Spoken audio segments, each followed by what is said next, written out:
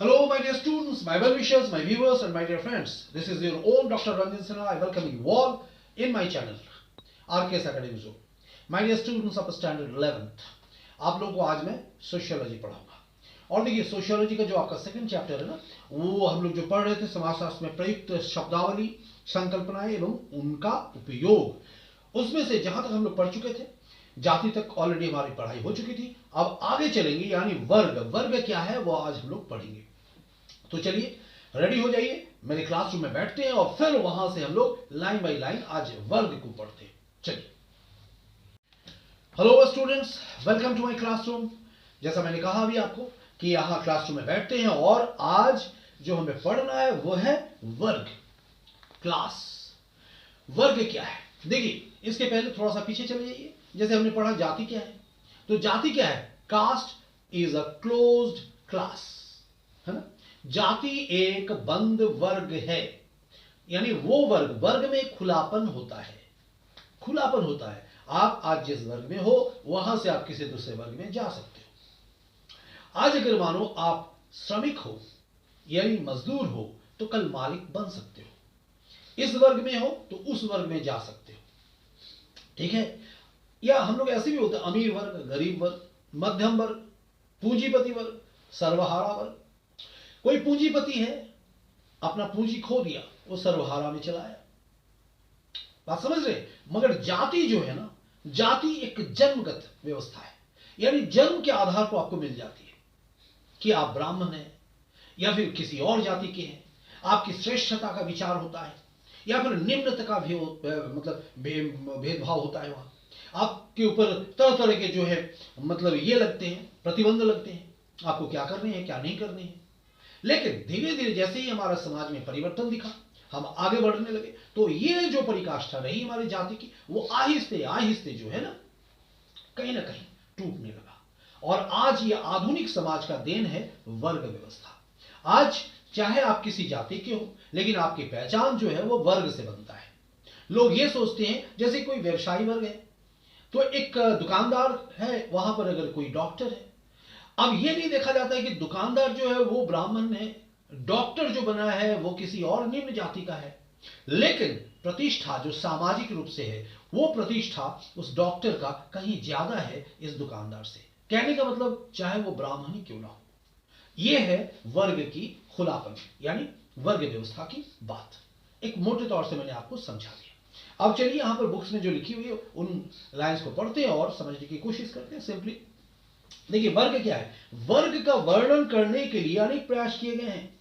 यहां हम marks, weber और प्रकारवाद के केंद्रीय विचारों का केवल संक्षेप में उल्लेख करेंगे। इन लोगों की बात, इन्होंने वर्ग की बात कही है, ठीक है। मार्क्स का तो सबसे अन्यतम रहा है इसमें से। उन्होंने ही तो कहा था पूंजीपति वर्ग और सर्वहारा वर्ग। मार्क्स के सिद्धांतों में सामाजिक वर्ग की परिभाषा इस आधार पर होती है कि उस वर्ग और उत्पादन के साधनों के बीच क्या संबंध है। यानी वर्ग, उन्होंने उत्पादन को एक क्राइटेरिया बनाया, एक जरिया बनाया।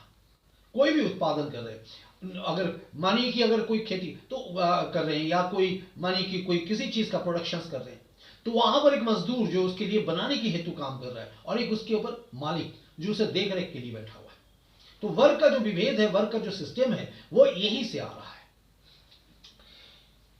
यह प्रश्न पूछे जा सकते हैं कि क्या समूह भूमि अथवा कारखानों सरीखों उत्पादन के साधनों के स्वामी हैं, अथवा क्या वे किसी वस्तु के नहीं केवल अपने श्रम के स्वामी हैं।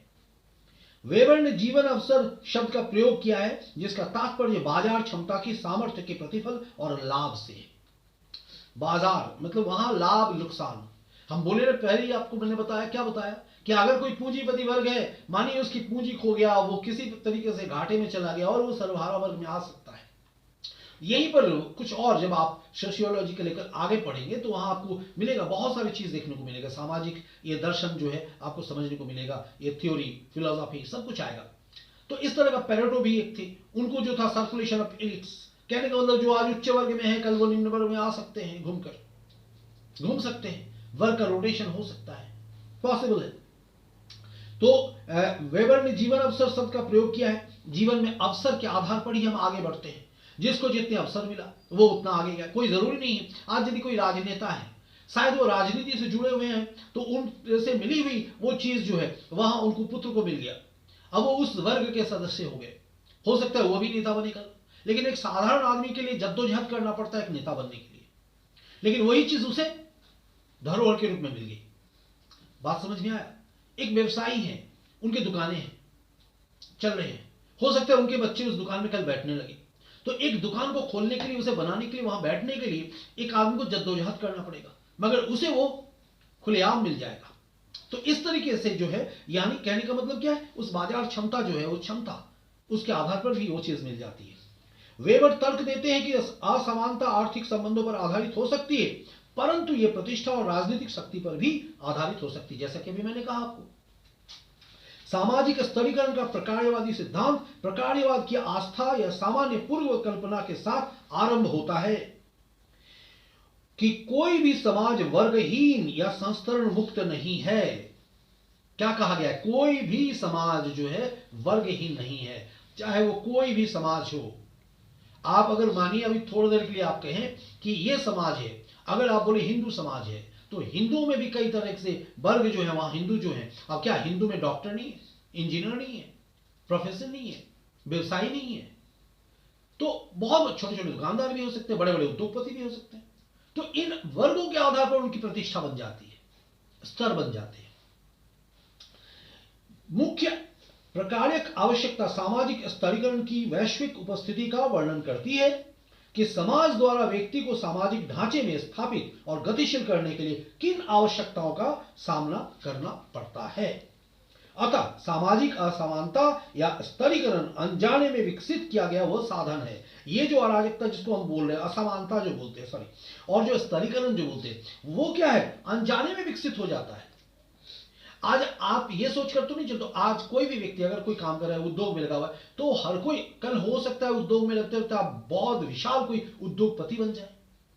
तो ये मतलब ये आपका जो गति है, मोबिलिटी, जो आपको उस तरफ ले जाएगा। कौन सा इंसान ऐसा होगा जो काम करते हुए घाटा सहना पसंद करेगा? चाहे किसी भी, अगर आप कहीं नौकरी कर रहे हो, तो नौकरी करते हुए आप उन्नति चाहोगे, अवनति तो कोई नहीं चाहेगा। तो इस तरीके से वो आगे बढ़ना चाहेगा और अपने आप उस क्रम में उसका प्रतिष्ठा बढ़ता जाएगा। यदि वो आगे की तरफ चलेगा तो एक वर्ग से फिर दूसरे वर्ग में जा सकता है।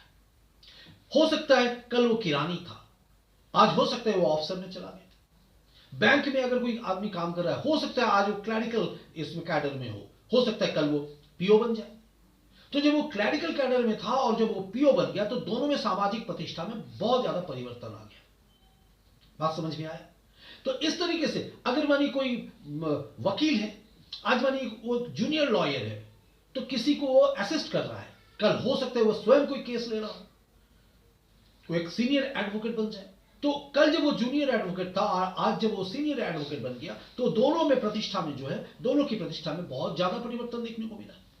तो ये ऑटोमेटिकली जिसको कहा जाए स्वतः चलते रहता है, और हम किसी न किसी वर्ग के अवश्य, किसी न किसी, जब तक हमारा जीवन है, हम किसी न किसी वर्ग के सदस्य अवश्य बनते चलेंगे। बात समझ में आ गई? मानिए वो आदमी रिटायर कर गया, फिर पेंशन भोगी है, तो पेंशन भोगी समाज के सदस्य बन गया। बात समझ में आई? तो इस तरीके से वो अलग अलग वर्ग के रूप में बढ़ जा रहा है। तो वर्तमान समाज जो है वर्ग का समाज है। अनजाने में विकसित किया गया वह साधन है जिसके द्वारा समाज ये निश्चित करता है कि सबसे अधिक महत्वपूर्ण स्थितियों को जानबूझकर सबसे योग्य व्यक्तियों द्वारा भरा जाए।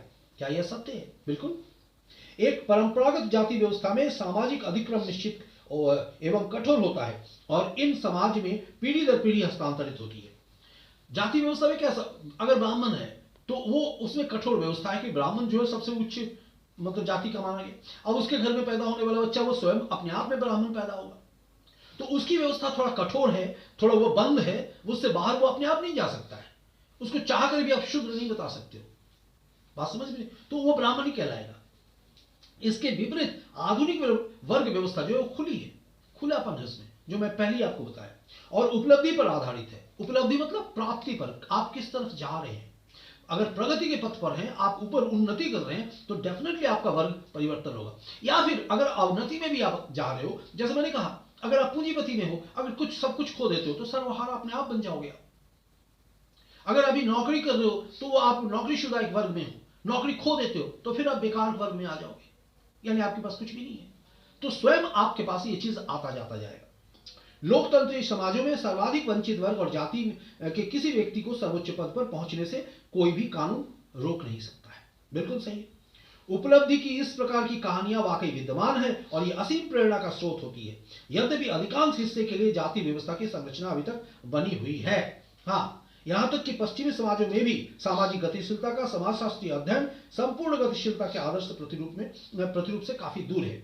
समाजशास्त्र को जाति व्यवस्था और भेदभाव की निरंतरता दोनों की चुनौतियों के प्रति संवेदनशील होना पड़ेगा। समाजशास्त्र को होना पड़ेगा, हो ही रहे हैं, वक्त के साथ साथ होना पड़ेगा। हम समाजशास्त्री अगर इसको अध्ययन कर रहे हैं तो कल जब जाति व्यवस्था यानी एक रूढ़िगत व्यवस्था के ऊपर हम लोग आधारित, आज स्वयं हमारे चिंतन में तब्दीली आ रही है, बदलाव आ रहा है और हमारे सोच और विचार अपने आप बदल रहे हैं। विशेषकर वे जो व्यवस्था के निम्न स्तरों पर है, न केवल सामाजिक बल्कि आर्थिक रूप से भी वंचित स्थिति में, यानी वो ऑटोमेटिकली अगर निम्न इसमें है तो हर चीज से वो वंचित रह जाते हैं।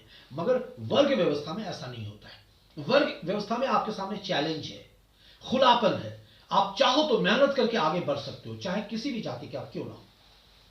क्लियर हो आपके सामने? तो ये था आपके लिए वर्ग व्यवस्था। तो ये जितने भी हम लोग ये प्रयुक्त शब्दावली सोशियोलॉजी का जो टर्म्स हम लोग पढ़ रहे हैं, जान रहे हैं, सीख रहे हैं, जो कि आपको मतलब आगे के लिए बहुत ही हेल्पफुल होगा, आपके लिए, आपको मतलब एक धारा देगा समझने के लिए।